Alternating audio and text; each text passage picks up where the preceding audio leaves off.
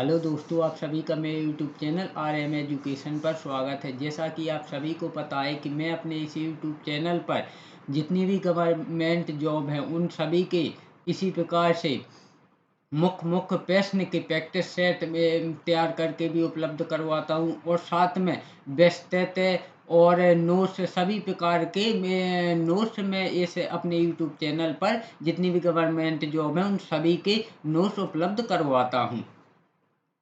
तो इसलिए मेरे YouTube चैनल RM एजुकेशन को सब्सक्राइब जरूर करें और साथ में बेल नोटिफिकेशन को ऑल पर क्लिक करें, जिससे मैं जितने भी वीडियो डालूँ उसका सीधा नोटिफिकेशन आप तक पहुँच सके। तो चलिए आज हम पढ़ेंगे माध्यमिक शिक्षक वर्ग 2 का प्रैक्टिस सेट नंबर 6, जिसमें हम आज भाग आ देखेंगे जो कि 30 नंबर का आएगा, जिसमें पेडालॉजी 10 नंबर की, सामान्य हिंदी 8 नंबर की, सामान्य ज्ञान 4 नंबर का, गणित एवं तर्क शक्ति 3 नंबर की, जिसमें दो क्वेश्चन तर्क शक्ति के या रीजनिंग के भी हो सकते हैं या दो क्वेश्चन गणित के भी हो सकते हैं, यानी कि दोनों के मिला के 3 क्वेश्चन आएंगे और 5 नंबर की हमारी जनरल इंग्लिश आएगी।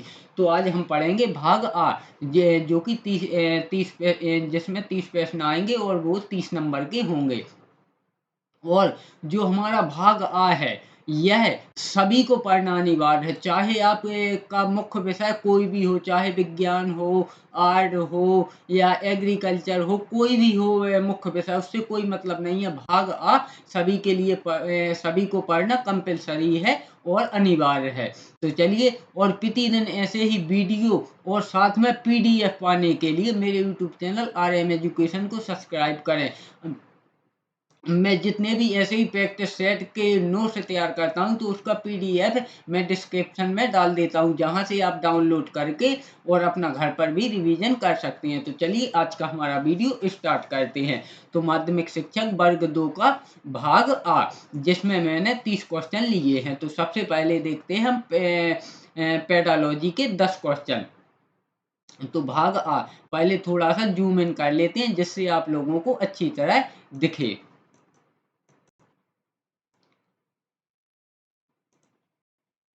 चलिए, तो क्वेश्चन नंबर पहला, पियाजे के अनुसार कोई बच्चा किस अवस्था में अपने परिवेश की वस्तुओं को पहचानने एवं उनमें विभेद करने लगता है? तो यह है पूर्व संक्रियात्मक अवस्था, ऑप्शन बी पूर्व संक्रियात्मक अवस्था। क्वेश्चन नंबर 2, निम्न में से कौन सा सिद्धांत बाल विकास में वातावरण संबंधी कारकों को विशेष महत्व देता है?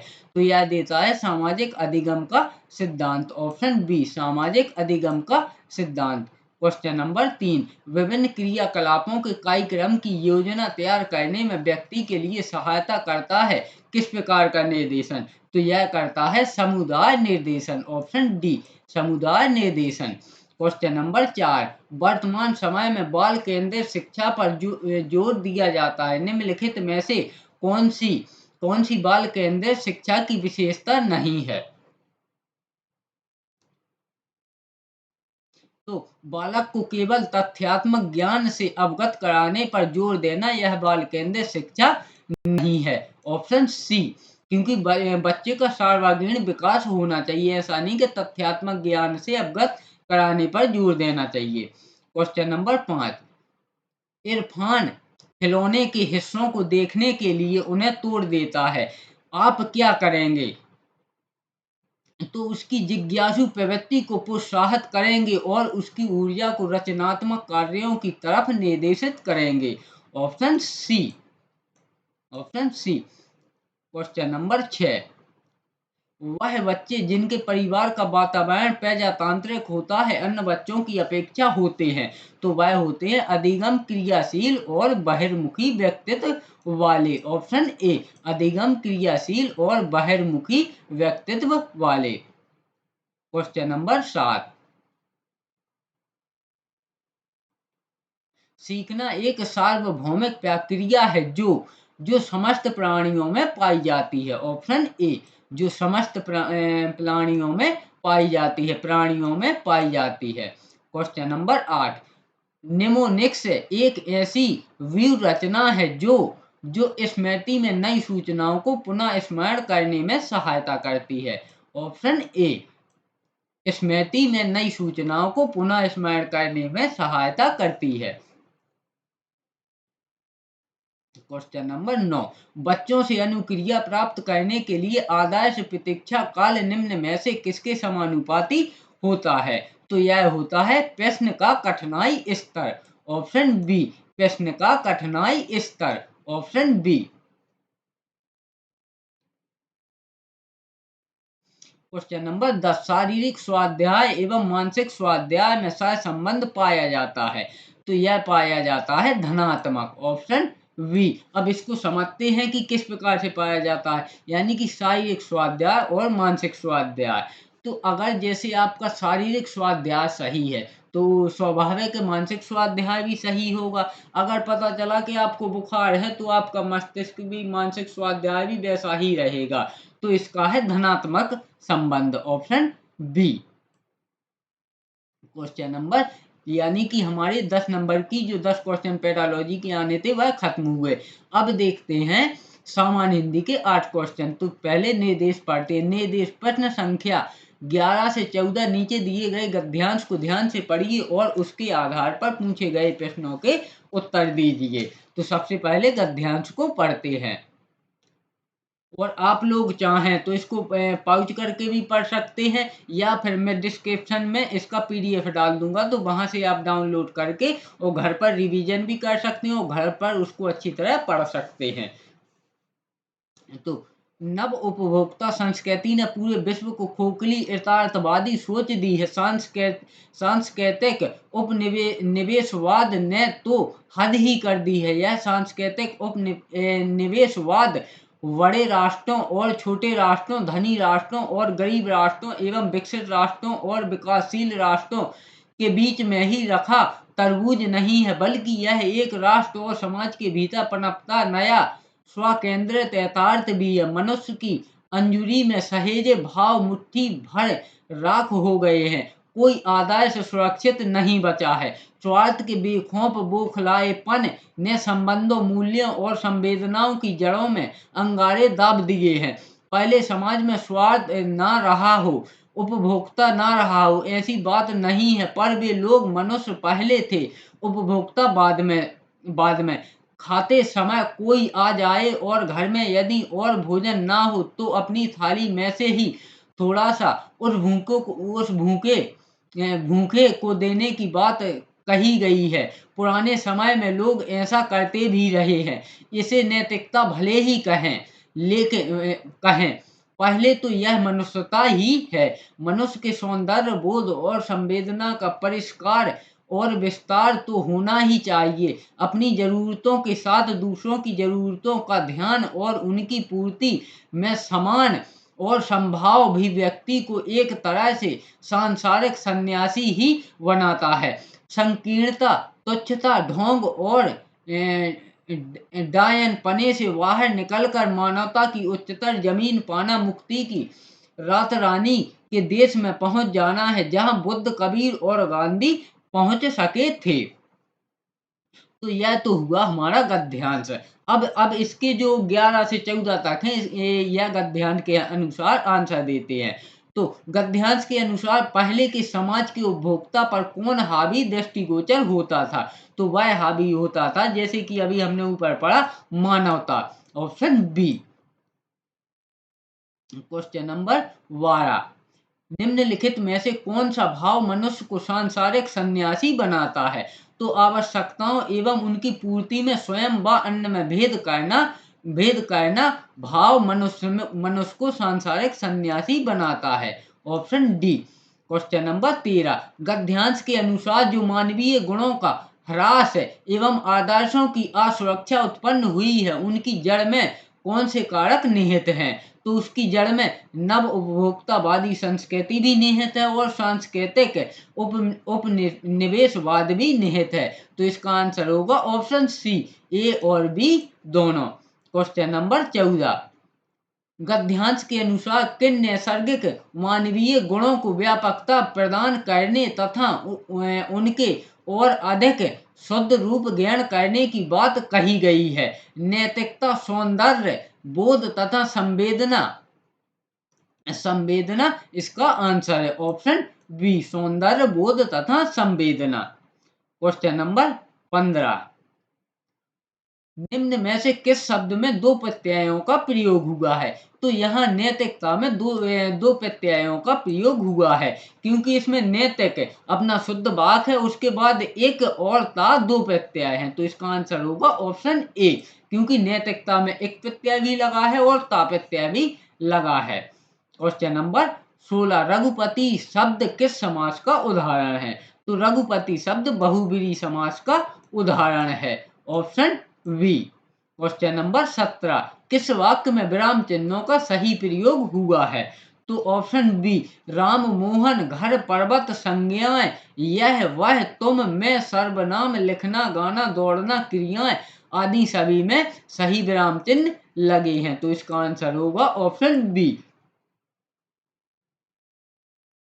क्वेश्चन नंबर 18 और हिंदी का अंतिम प्रश्न, मोहिका कक्षा 8वीं की भाषा की अध्यापिका है, वह व्याकरण के नियमों को कंठस्थ करवाने के स्थान पर छात्रों को उन नियमों का प्रयोग करने के लिए कहती है, उसका उद्देश्य है, तो उसका उद्देश्य व्याकरण को रुचिकर बनाना, बिल्कुल। व्याकरण के व्यवहारिक प्रयोग पर बल देना, बिल्कुल।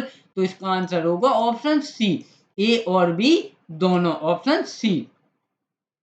क्वेश्चन नंबर 19, यहाँ से हमारी 4 नंबर की सामान्य ज्ञान यानी कि जीके स्टार्ट हो गया। भारत के कितने सांस्कृतिक स्थलों को यूनेस्को विरासत स्थलों की अस्थायी सूची में जोड़ा गया है? तो तीन स्थलों को यूनेस्को विरासत स्थलों की अस्थायी सूची में जोड़ा गया है, ऑप्शन बी। क्वेश्चन नंबर 20, कौन सा देश जंगली जानवरों को व्यक्तिगत कानूनी अधिकार देने वाला पहला देश बन गया है? तो यह बन गया है Ecuador, option C, Ecuador, option C. Question number 21, Bharat को पहले नाइट स्काई सेंचुरी का निर्माण किस राज्य केंद्र शासित प्रदेश में किया जा रहा है? तो यह किया जा रहा है लद्दाख में, ऑप्शन बी, लद्दाख में। क्वेश्चन नंबर 22, किस राज्य सरकार ने शहरी क्षेत्रों में जरूरतमंद परिवारों को 100 दिनों का रोजगार प्रदान करने के लिए एक महत्वाकांक्षी योजना प्रारंभ की है? तो यह की है राजस्थान सरकार ने, ऑप्शन सी। क्वेश्चन नंबर 23 है, यहाँ से हमारी मैथ और रीजनिंग के 3 क्वेश्चन स्टार्ट हो गए, जो कि 23, 24 और 25 है। 25 के बाद 5 नंबर की इंग्लिश आएगी। क्वेश्चन नंबर 23, एक व्यक्ति किसी स्थान पर 30 घंटे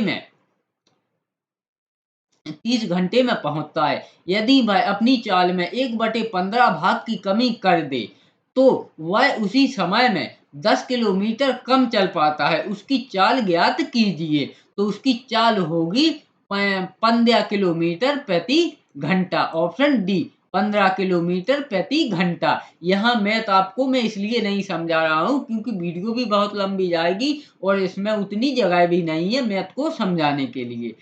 क्वेश्चन नंबर 24, यदि ए अनुपात बी बराबर 1/2 अनुपात 1/3 और बी अनुपात सी बराबर 1/5 अनुपात 1/3 है, तो ए प्लस बी अनुपात बी प्लस सी होगा। तो ये प्लस बी अनुपात बी प्लस सी होगा 15/16, ऑप्शन डी, 15/16। यह भी मैथ का क्वेश्चन है। अब ये हमारा रीजनिंग का क्वेश्चन।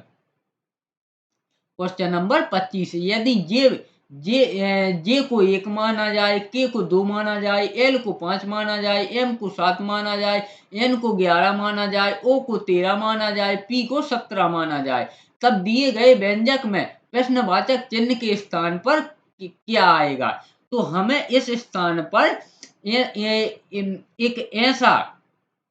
ऐसा नंबर लाना है जो गुणा करने पर, जोड़ने पर और भाग देने पर 31 आए। तो हम अगर यहाँ पर मान के चलिए कि 2 रखते हैं, जैसे यहाँ पर मान के चलिए 7 रखते हैं, तो 7 तो मैथ का नियम कहता है, जो अपना बोर्ड मास है इसका नियम कहता है कि सबसे पहले इस कोष्टक को हल करें, उसके बाद भाग को हल करें, उसके बाद गुणा को, उसके बाद घटा को, और उसके बाद जोड़ को। तो यहाँ सबसे पहले हम इस कोष्टक को हल करते हैं। तो कोष्टक में जो अंदर है उसको हल करते हैं। अगर हम यहाँ पर 7 रखते हैं, जैसे 7, ये 7 रख दिया अपन ने, तो यहाँ n की वैल्यू कितनी है? n बराबर 11 दिया गया है, और m बराबर n बराबर भी 7 है। तो अगर हम 11 से 7 को गुणा करेंगे तो 11 7 77 होगा, और 77 में जब हम 7 जोड़ेंगे, 77 में जब हम 7 जोड़ेंगे, यानी कि m की वैल्यू हमने यहाँ भी रखी और m की वैल्यू यहाँ भी जोड़ते हैं, तो 77 और 7 कितना होगा अपना? 77 और 7 84। अगर 84 में m की वैल्यू कितनी है? m सॉरी, हाँ, m की वैल्यू तो ये जोड़नी है, यहाँ 11 से गुणे 7 हो गया 77, m की वैल्यू 7 तो जोड़ दिया। अब यहाँ पर ये अपने जोड़ के आए 84। अब 84 ये तो अपना सॉल्व हो गया। अब इसको हमें k की वैल्यू से भाग देना है, तो k बराबर है 2। तो अगर हम 84 में भाग 2 का देंगे तो ये आएगा अपना 42। तो 42, जबकि अपन को चाहिए यहाँ 31। तो अब हम इसको यहाँ इसको मैं थोड़ा सा हल करके बता देता हूँ, क्योंकि इसका हल ज्यादा बड़ा नहीं है। अगर हम l बराबर 5 रखते हैं, जैसे हमने l बराबर 5 रख दिया, अब यहाँ सॉरी यहाँ पर प्लस है, और यहाँ m की वैल्यू, तो यहाँ n की वैल्यू 11, और यहाँ हमने 5 रखे हुए हैं, और यहाँ पर प्लस हुआ m की वैल्यू 7। तो यहाँ क्या होगा? 11 11 5 55, और 55 और 7 कितना होगा? तो 55 और 7 61, सॉरी 62, 62। ये अपना कोष्टक तो हल हो गया। अब अपना बचा है के, तो हम यहाँ के की वैल्यू रखेंगे 2। अब 2 से भाग देंगे 62 में, तो अपना आंसर आएगा, जब हम इसको काटेंगे तो यहाँ आंसर आएगा 31। तो हमको 31 ही चाहिए था, तो यहाँ आएगा एल। तो एल इसका आंसर होगा, ऑप्शन ए। इस प्रकार हमारा यह क्वेश्चन कंप्लीट हुआ। चलिए, अब हमारे मैथ और रीजनिंग के भी 3 क्वेश्चन कंप्लीट हुए। अब आ गई है हमारी इंग्लिश 5 नंबर की। चलिए, तो सबसे पहले डायरेक्शन पढ़ते हैं। Direction direction question number 26 and 27। Read a following passage carefully and answer the question. यानी कि जो नीचे पैसेज दी गई है, जिस प्रकार से गद्यांश से दिया गया था उसी प्रकार से पैसेज दी गई है, हमें उसको पढ़ना है, और उसके आधार पर हमें 26 और 27 नंबर क्वेश्चन का आंसर देना है। तो चलिए, फिलहाल मैं इसको पढ़ के नहीं सुनाता हूँ, क्योंकि वीडियो बहुत ही ज़्यादा लंबी जाएगी। तो आप डिस्क्रिप्शन में जाके और वहाँ से प्रैक्टिस सेट का भाग डाउनलोड करके आप घर पे इसको पढ़ भी सकते हो, घर पे रिवीजन भी कर सकते हैं। तो चलिए, मैं इसको पढ़ के नहीं सुनाऊंगा, या आप वीडियो पॉज करके भी पढ़ सकते हैं। मैं सीधे आप लोगों को क्वेश्चन करवाऊंगा। तो question number 26, the primary purpose of the passage is to। इसका मतलब है कि पैसेज का प्राथमिक उद्देश्य क्या है, यानी कि आखिर पैसेज में प्राथमिकता में क्या पूछा गया है। चलिए, तो इसका आंसर है option D, describe the discrepancy between Victorian society's expectations of women writers and the expectation of the women writers themselves. तो इसका अर्थ हुआ हिंदी में, जो हिंदी में इसका अर्थ हुआ वह है कि विक्टोरियन समाज की महिला लेखकों की अपेक्षाओं और स्वयं महिला लेखकों की अपेक्षाओं के बीच विसंगति का वर्णन करें। यानी कि इसमें इसका वर्णन किया गया है। तो इसका आंसर होगा ऑप्शन डी, यानी कि विक्टोरिया महिला लेखकों की एक दूसरे से विसंगतियां हैं। Question number 27, the passage suggests that Victorian criticism of birth by women rights, यानी कि परिच्छेद से पता चलता है कि महिला लेखकों द्वारा काम की विक्टोरियन आलोचना थी, विक्टोरियन आलोचना थी। तो यह थी अनुग्रहकारी, ऑप्शन ए। इंडल्जेंट यानी कि अनुग्रहकारी, option A.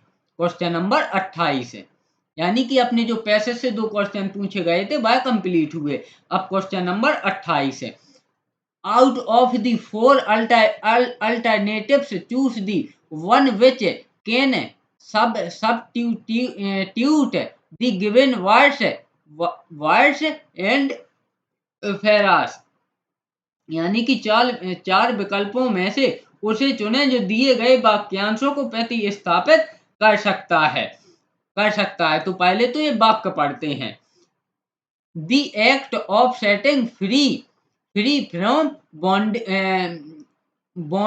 bondage of any kind, तो इसका अर्थ होगा 4 विकल्पों में से किसी भी प्रकार के बंधन से मुक्त करने की क्रिया है।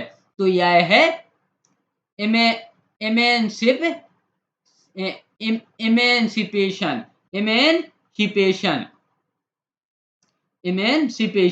यानी कि मुक्ति, ऑप्शन डी। इमेंसिपेशन यानी कि मुक्ति।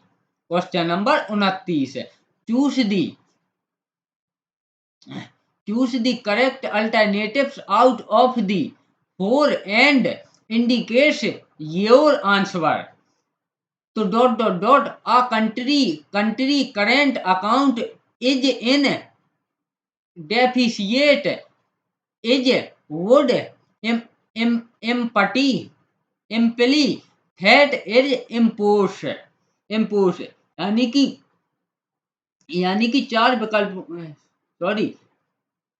यानी कि 4 विकल्पों में से सही विकल्प चुनिए और अपना उत्तर बताइए। तो ये तो हो गया ऊपर वाला। अब इसको खाली स्थान को ... किसी देश का चालू खाता घाटे में है, इसका अर्थ यह होगा कि वस्तुओं और सेवाओं का आयात निर्यात से होने वाली आय और अनिवासियों से प्रेषण से अधिक है। तो पहले इसके of goods and service are hire fares is income for export and remittance from non residents. जैसा कि मैंने इसका अर्थ समझाया ऊपर, किसी देश का चालू खाता घाटे में है, इसका अर्थ यह होगा कि वस्तुओं और सेवाओं का आयात निर्यात होने वाली आय और अनिवासियों से प्रेषण से अधिक है। तो यह है, यहाँ आएगा इफ, ऑप्शन डी। इफ का अर्थ होता है यदि। तो अगर हम इसको यहाँ यदि खाली स्थान में यदि भरते हैं तो यहाँ होगा, जैसे हम यहाँ इफ भर देते हैं तो यहाँ होगा if a countries current account in deficit it would empty its, यानी कि यदि किसी देश का चालू खाता घाटे में है तो यहाँ आएगा if, option D. Question number 30 और आज के हमारे इस वीडियो का अंतिम प्रश्न। क्वेश्चन नंबर 30 है, choose the meaning of the idioms and France given below, यानी कि नीचे दिए गए मुहावरे वाक्यांश का अर्थ चुनिए। तो इसका अर्थ चुनिए। तो इसका अर्थ होगा टू कीप वंस हेड। तो इसका अर्थ होगा अपना सिर रखने के लिए। तो अपना सिर रखने के लिए, तो इसका अर्थ है टू थिंक